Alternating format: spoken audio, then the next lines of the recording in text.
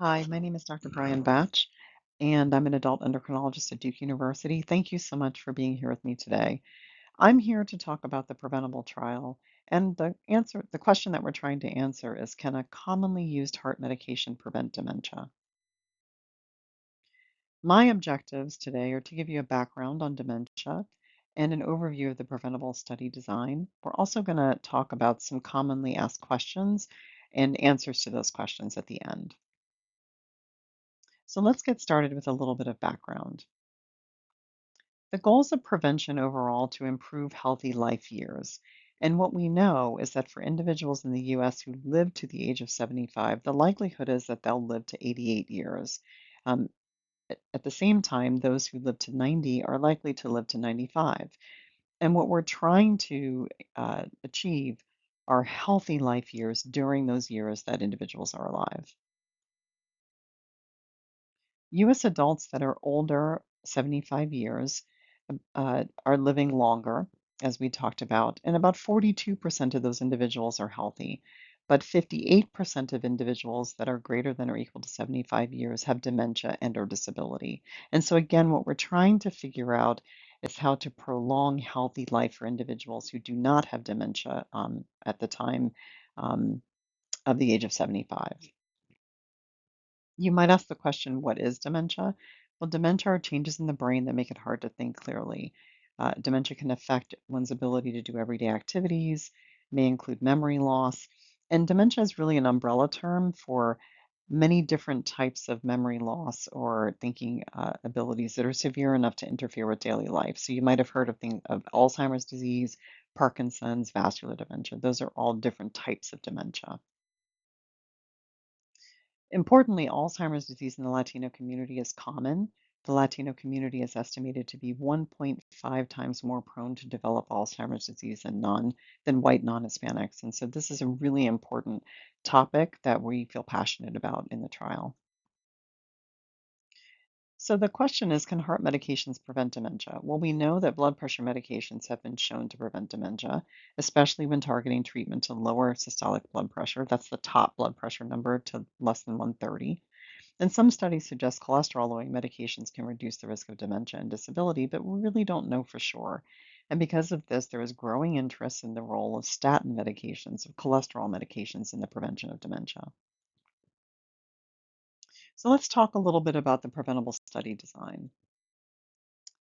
Well, who's eligible for preventable? You're eligible if you've never had a heart attack or stroke, if you're age 75 or above, if you've not taken a statin in the past year, if you have a person you trust that can inform us of your health and well-being. We call these people trusted contacts. And if it doesn't matter, and it doesn't really matter what your cholesterol level is. The study design here is pretty simple. If you look on the right side of the slide, age individuals who are 75 years or older who do not have cardiovascular disease, dementia, or disability will be randomized or placed into two different groups. One group will take active drug called atorvastatin, and another group will take placebo. Placebo means a pill that's not active, does not have active study drug. And then we'll follow those individuals in both groups and look for whether they develop Alzheimer's disease or disability.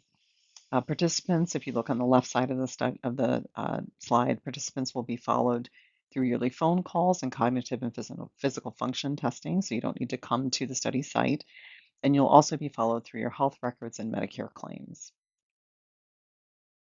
We have over 100 study sites across the US, both non-VA and VA sites, VA for Veterans Affairs sites. And then if you notice on the bottom left of the slide, we have our preventable telesite, which is capable of enrolling English and Spanish-speaking participants nationwide.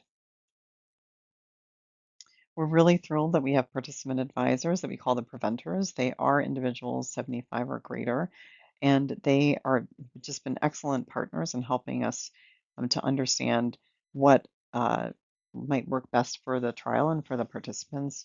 We ask these individuals to help us with things like how we communicate and what mode of communication with participants, the best way to think about how to design the trial at the very beginning, and also how to continue with the study. So we're grateful to them. Now, you might wonder, why should I participate? And we thought it would be really helpful to share the why of participants that are already in the trial. Thomas from Tennessee believes that diseases like dementia can be difficult for families and steal time and joy away. So he believes research in older adults is especially important.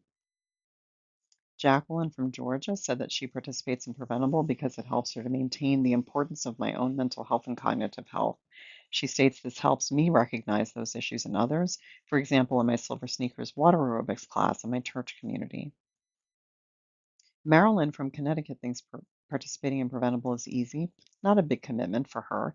She's also seen dementia firsthand in her mother and older brother, and by participating in Preventable, she hopes to honor her family, improve the lives of future generations, and monitor her own memory and brain health.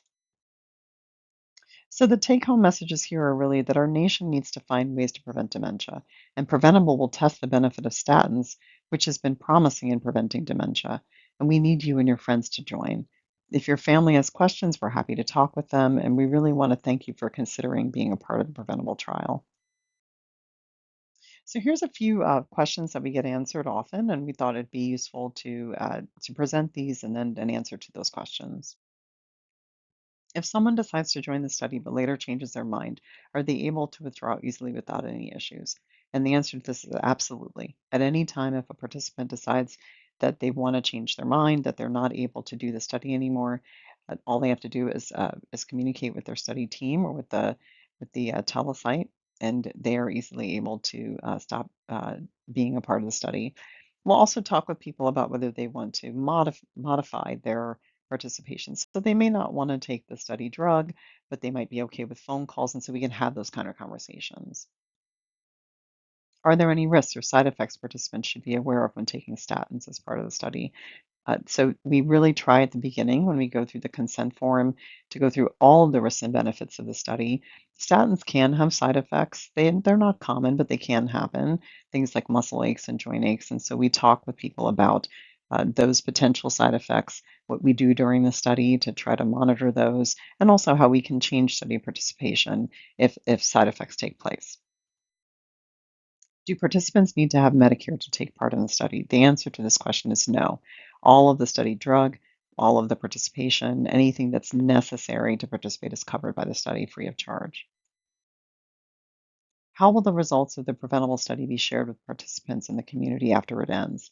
Once the study's done, and once all the data is looked at, and we have answers to the trial, we will communicate these directly with each of the participants and their family members, likely in the form of a letter. We may also have larger town halls where we talk about the study and the results. We'll also publish the results in scientific journals that are important, such as geriatrics journals, maybe cardiovascular journals, but we'll definitely be sharing the results with the wider scientific community and the preventable community. Are there any medications that would prevent someone from being able to participate in the study? The answer to this is likely no, but we will go over each individual's medication list to make sure that there are no side effects or interactions with their current drugs before they can enroll in the study. So with that, I want to say thank you. If you would like more information, you can call 833-385-3899 or visit preventablecommunity.org on the web.